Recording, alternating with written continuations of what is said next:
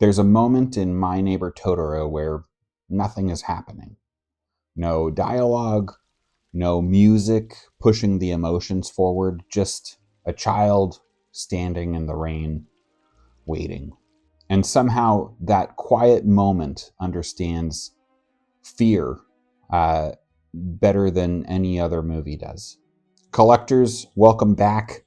Some time ago, I published a video on why you should be watching Hayao Miyazaki movies, and I'm glad to be back on that bus doing a deeper dive into My Neighbor Totoro. I adore this movie, and what struck me most as I was rewatching it to do this video is that My Neighbor Totoro isn't just a cozy movie. It's not just about being brave. It's about what happens when life changes, when answers are unclear, and when fear shows up before we have the words to even describe it. Instead of explaining fear away, Miyazaki gives us something else in this movie: wonder. So, in this video, I'd like to discuss how Totoro teaches us to overcome fear not by defeating it, but by learning how to live gently alongside it, and why that lesson still matters, especially for the children in our lives.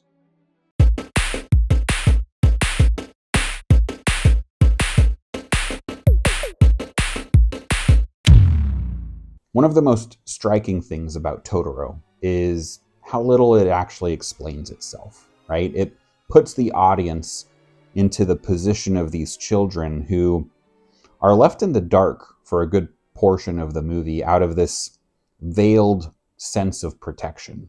The mother is sick, but we're never really told exactly how sick. The family moves to the countryside, but we never linger on the reasons why. The house is old, creaky, unfamiliar, and for a child, this is exactly how fear unfolds. They often don't know why something feels wrong. They just know that something has changed. And Miyazaki understands that emotional truth. He doesn't translate it up for adults. He lets the audience, especially younger viewers, sit with that uncertainty.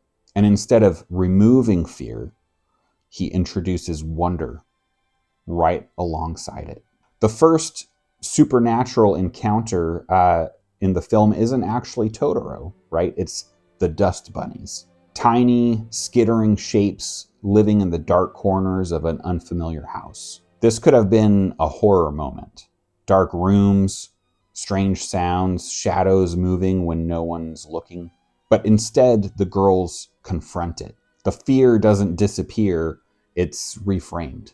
Miyazaki is doing something very subtle here. He's showing that fear oftentimes comes from the unknown, and that imagination can soften that edge. Instead of saying there's nothing there, the film says, yeah, there is something there, but it isn't dangerous. Even the dad kind of jokes about it, right? They're like, Dad, something lives here. And he's like, oh, wow, that's cool. I always wanted to live in a haunted house. For children, that distinction matters.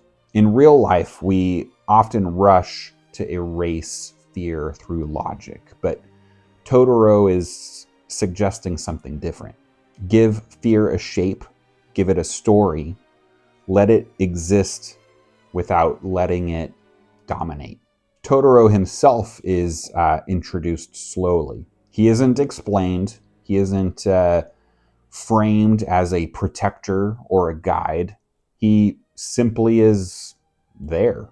And that's important because Totoro doesn't arrive on the scene to solve problems. He arrives simply to be present. This becomes especially clear during the bus stop scene, arguably the emotional heart of the entire movie. By this point, uncertainty has escalated. The girls are waiting for their dad to return from work. It's getting dark. May is exhausted. The rain is heavy. The bus is late. And beneath all of it is this unspoken worry about their mother. Satsuki is holding adult fear for the first time. And then Totoro appears, not with answers, not with reassurance, but with quiet companionship. He stands beside her. He waits in the rain.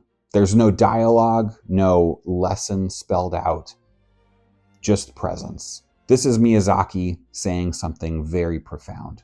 Fear doesn't always need to be fixed. Sometimes it just needs to be witnessed. In real life, this is one of the hardest lessons to learn, whether you are a child or have children or not.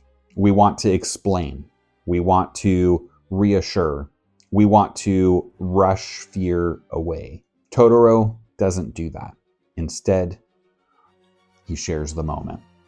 Later on in the movie, the girls plant seeds. And for a while, nothing happens. So they use their imagination. It happens at night, right on the cusp of dreaming. They dance, they hope, and then something extraordinary happens. Or maybe it doesn't happen. Miyazaki deliberately leaves this ambiguous because emotionally, it doesn't matter. What matters is that the girls participate in hope, even without guarantees. This is a powerful metaphor for how children deal with uncertainty, right? They don't need certainty. They need permission to believe that hope, effort, care, and ritual still matter. In real life, we're often powerless over the things that scare us.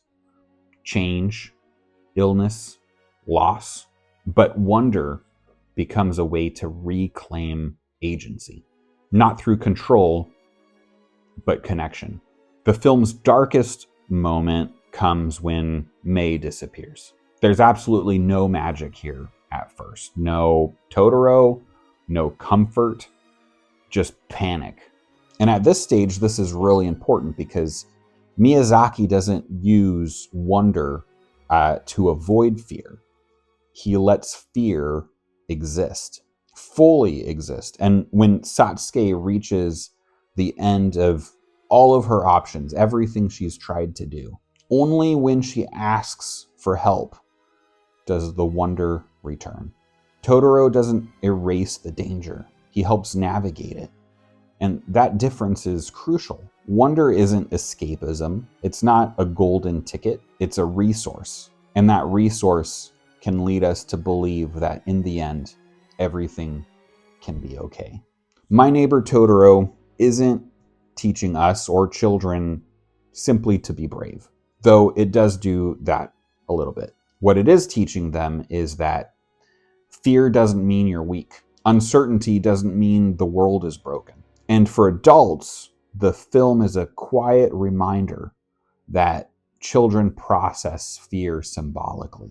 They don't need everything explained. They need the space and the room to feel. And in that sense, My Neighbor Totoro is gently nudging or asking something of us. It's asking us to resist the urge to rush fear away. It's asking us to slow down, to stop explaining, to understand that when someone is scared, when a child is scared, when we're scared, the solution isn't always answers. Sometimes it's presence, wonder. Sometimes it's sitting beside somebody in the rain, holding the umbrella, waiting.